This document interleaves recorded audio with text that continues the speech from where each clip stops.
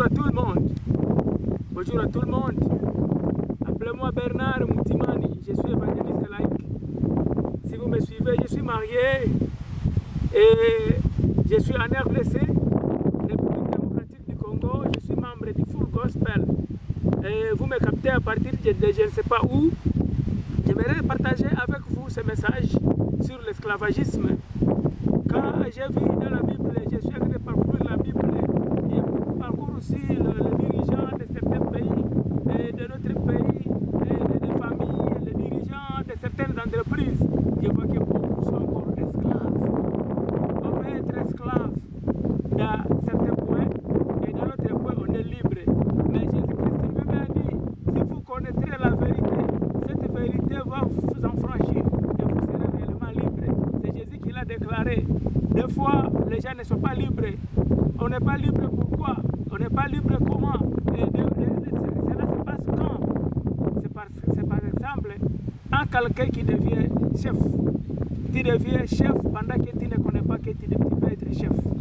Ceux qui deviennent chefs dans la corruption, ils sont encore esclaves. Ceux qui sont chefs pendant que le moment n'est pas là, ils sont esclaves.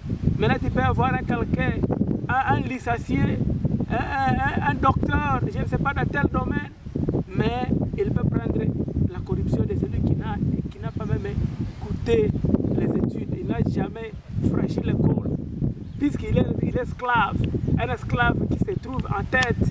Même la Bible le déclare, il y a des choses qui ne marchent pas, car celui qui a été maîtresse devient titulaire dans la maison, car celui qui a été esclave, il devient lui-même responsable, il devient par exemple chef de l'entreprise.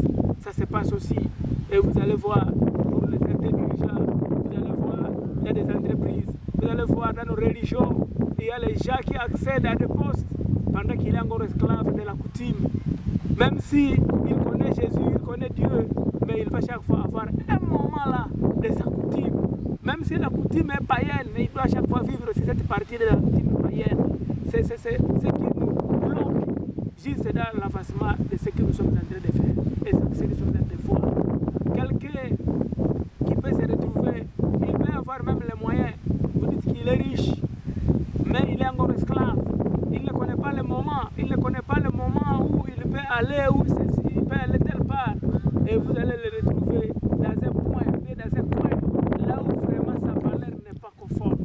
Quelqu'un qui peut être même responsable religieux, responsable spirituel, un engageur spirituel, mais il va se retrouver dans des endroits qui ne sont pas vraiment adaptés, puisqu'il est encore esclave. Il ne connaît pas comment se libérer, il ne connaît pas comment marcher. Il y a ceux qui sont esclaves intellectuels. Il peut avoir un niveau tel, mais valoriser ce niveau-là, ça devient compliqué pour lui. Quand je contemple aussi, je vois dans nos familles, quelqu'un peut être super, il peut être en âge avancé, mais il est esclave de l'âge. Même s'il est grand, de toutes choses, il va te dire, moi je suis ton grand frère, moi je suis ta grande soeur. Il ne va pas dire quoi. Donc il est esclave même de son âge, il est esclave de son droit d'aînesse, il est esclave de sa valeur. Mais nous devons être dans la normale. Quand nous voyons Jésus-Christ, quand il arrivait là où il y avait par exemple certains cadres religieux, il parlait à sagesse. Il parlait à sagesse.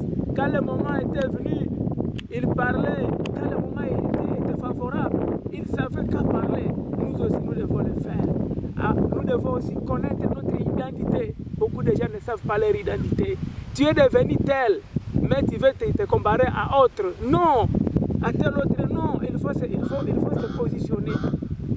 Il faut connaître son identité. Il faut connaître ce que tu es.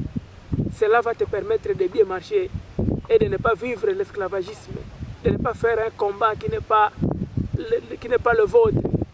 Nous sommes en train de combattre. Il y a le combat spirituel, il y a le combat qui n'est pas spirituel. Mais il faut aussi savoir les distinguer pour juste faire le bon combat. Que Dieu vous bénisse. Appelez-moi Bernard.